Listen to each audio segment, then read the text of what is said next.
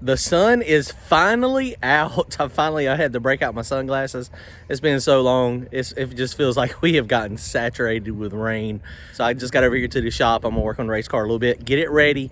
Today is Saturday, tomorrow is Sunday. Everything got canceled out today because of the rain. It flooded everything. The pits were all flooded out. But tomorrow, there's a couple tracks open. So we're gonna get this thing to the track tomorrow and hopefully make a couple passes. There's a few things I got to do to it today. Last time it was at the track, it was at Bradenton, and we were on the sticky track when we were running quarter mile with Cletus. Next weekend, we got our no prep race happening at Darlington, back of the track. The thaw out is what they're calling it, so that's gonna be pretty good.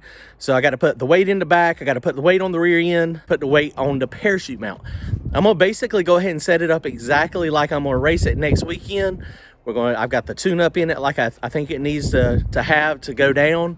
And we're going to see if it makes more power. I know I've got a goal on mile per hour, somewhere in the 580 to 60 range, 133 to 135 miles per hour. That's going to be my goal. And now the track's going to be sticky tomorrow. So, I mean, you know, it may go a little faster or it may go a lot faster. It depends on if this compression helped out any. All right, guys, don't forget to go to turbojohnracing.com to grab yourself some swag. All right, so the first thing I got to do, I got to put on my new clutch. This thing, the golf cart was not working real good last time. And so I got me a new clutch. It's a Comet 780. That's what I had on it. It lasted for a little while. Had it on there for about 3 years and didn't have any issues with it. And so it finally, what happened is on the inside here, one of the weights that go out, it broke the ramp off. So I had to get another one. So I've got to sand down, get this little bit of surface rust off the crankshaft. Then we'll slide that back on, and then we'll have a functioning golf cart again. Okay, so that wasn't too bad. We got the new clutch on it, and that's got a belt. This is, y'all seen in a couple of my other videos. This is just a Harbor Freight 420 clone. So, I mean, it works out pretty good. I think it's like 13 or 15 horsepower, something like that. So, all right, here we go. Golf cart is done. If it'll crank, and then we'll be set. Okay, that was a pain in the butt to start, but it finally started. And so we are good to go on the golf cart.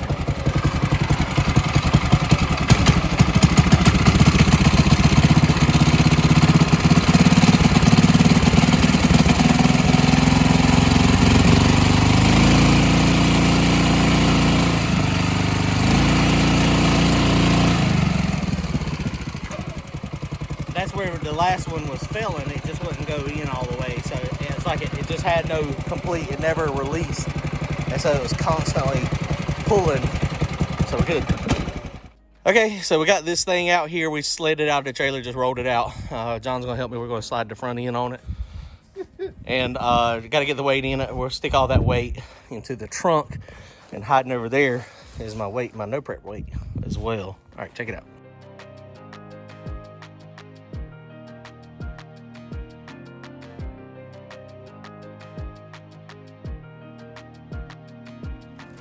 Okay, so the front end is mostly on. I've had a lot of people ask me, how does this thing go on?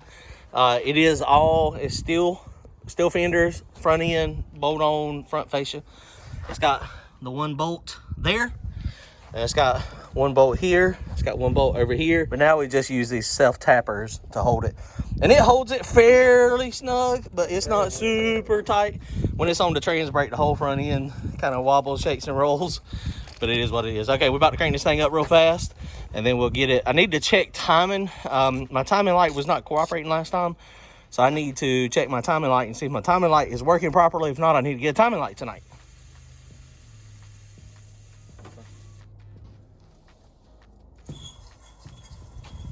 Okay, Brantley, hop in and hit the starter button. Okay.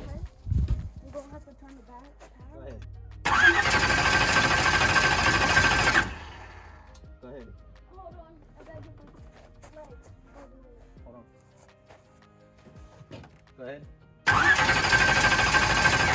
Go ahead. Okay, why did it not start? Is that brake clean flammable or non-flammable? What does that say? Non-flammable. Dang it! That's how you cause a big boom.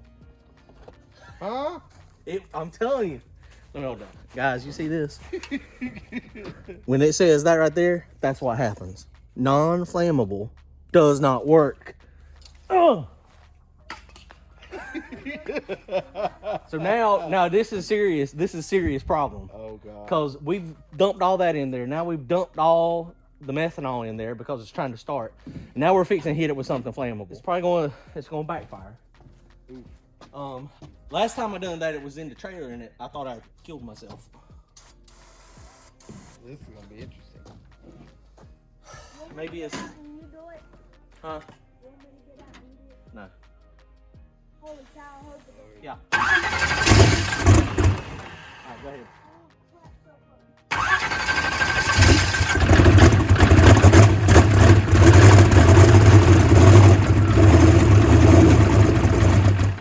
Alright, spray some in the turbo.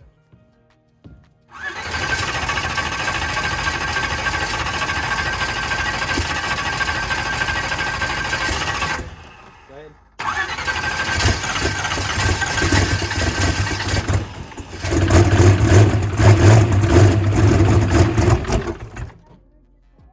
Go ahead. Go ahead.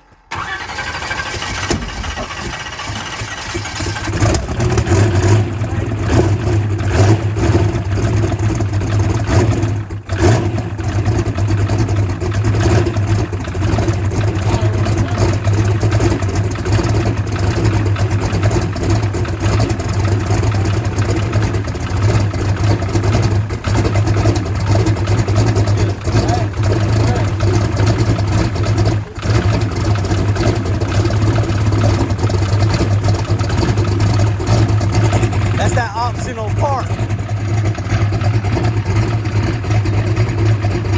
Kinda like work.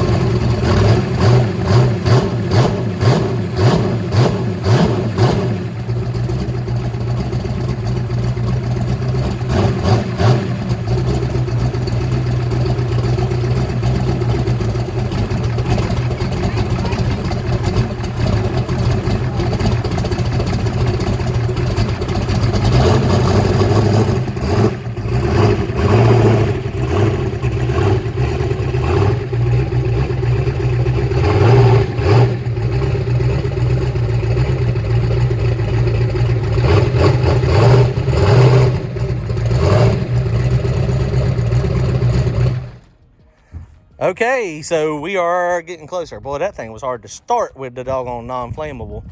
And what it does is it puts so much methanol down in it that it just makes it super difficult.